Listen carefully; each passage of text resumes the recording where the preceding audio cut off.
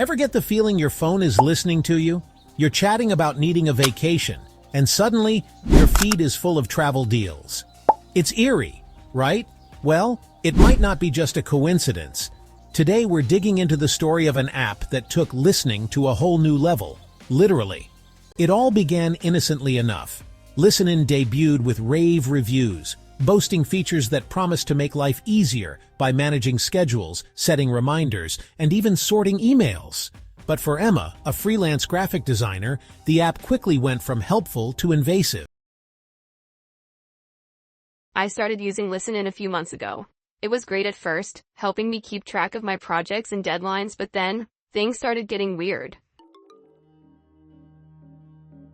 Like many of us, Emma didn't think twice about the permissions she granted in exchange for convenience. ListenIn asked for access to her microphone, ostensibly to respond to voice commands, but that was just the tip of the iceberg. I mentioned needing new brushes for my designs during a call with a friend, and the next thing I know, I'm seeing ads for those exact brushes. It happened too many times to be a coincidence. What Emma experienced was no glitch. The app wasn't just listening for commands, it was eavesdropping on every conversation, mining for data that could be turned into targeted advertising gold. As more users like Emma began to notice similar patterns, the murmurs turned into a roar. A tech blogger picked up the story, and soon, forums and social media were ablaze with users sharing their own unsettling stories. The question then arose, how much do we really know about the apps we invite into our lives? ListenIn was just the beginning, a wake-up call echoing through our connected world. Behind its polished interface and user-friendly features, ListenIn harbored capabilities far beyond what most users expected. Let's take a closer look at how the app turned your phone into an unwitting spy device. When you install ListenIn, it requests access to your microphone. Ostensibly, this is to allow voice commands. However, the app is designed to keep the microphone open, listening in on everything, not just when you're speaking to it. Once the app captures audio, it uses advanced speech recognition software to transcribe conversations, searching for keywords that trigger specific ads. It's not just listening, it's understanding and analyzing. The software picks up on personal details, brands you like, activities you enjoy, even upcoming plans. This data is a goldmine for advertisers. With it, they can craft incredibly precise marketing campaigns that target your individual preferences and current needs. It's creepy to think something so personal as a casual conversation could be turned into a commodity without my explicit consent. And it wasn't just Emma. Millions were affected, feeding a vast network of data brokers and advertisers eager to capitalize on this new frontier of personalized marketing. As the truth spread, the outrage grew. Users began to question not only ListenIn, but all the apps on their devices. Trust was broken, and the digital community demanded answers. Disturbed by what she had discovered, Emma wasn't content to just delete the app and move on. She needed answers, and she wasn't alone. Across the globe, a community of worried users and vigilant tech enthusiasts began piecing together the puzzle. Dr. Reed, I found something really concerning with this app. It's doing more than it should. When Emma brought this to my attention, it was clear we were dealing with something much larger than typical app behavior. We needed to dig deeper. Together, they set up a controlled lab environment to test ListenIn under close observation. They monitored the data it transmitted and traced its destination. Here you can see the app activating the microphone even when not in use, and look at this data stream. These are audio clips being sent to an IP address linked to major marketing agencies. Emma began documenting their findings, sharing updates through video logs and social media, sparking a widespread movement demanding transparency and accountability from app developers. The investigation revealed that ListenIn was just one part of a massive network of apps designed to harvest data covertly.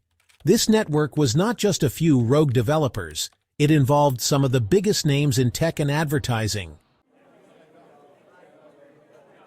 As the story broke into the mainstream, it ignited a global conversation about digital rights and privacy.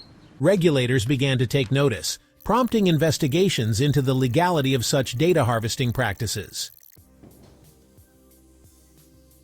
It's bigger than us, and it's going to take all of us to bring about change. This is about protecting our right to privacy in the digital age.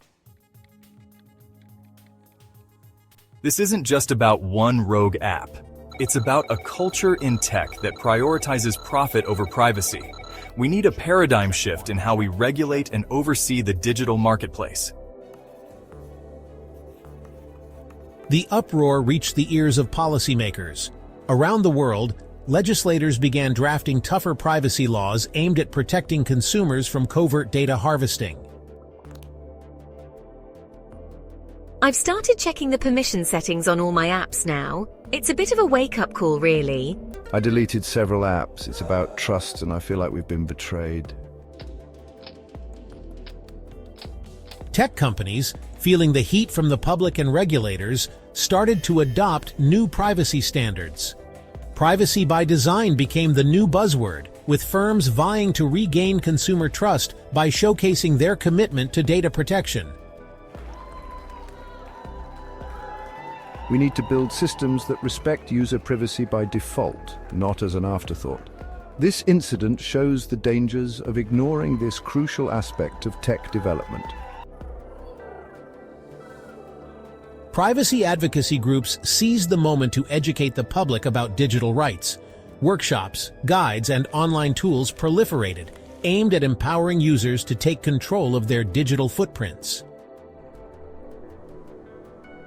As the dust settles, the ListenIn episode stands as a stark reminder of the delicate balance between innovation and privacy. It's a call to all of us to stay informed, stay alert, and ensure our digital world remains a safe space for everyone. Just when it seemed like the story of ListenIn was drawing to a close, a shocking twist emerged that would widen the scope of the scandal even further. This changes everything. The email was from an anonymous source within the data mining company that owned ListenIn.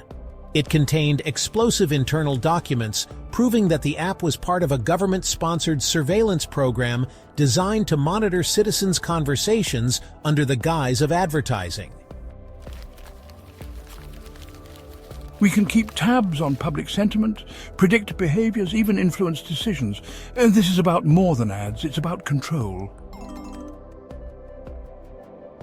The news sent shockwaves through societies globally. What was once dismissed as conspiracy theory was now a chilling reality. Our private lives had been commodified not just for profit, but for surveillance and control. We understand the concerns this revelation raises. We are committed to full transparency and will cooperate with all investigations.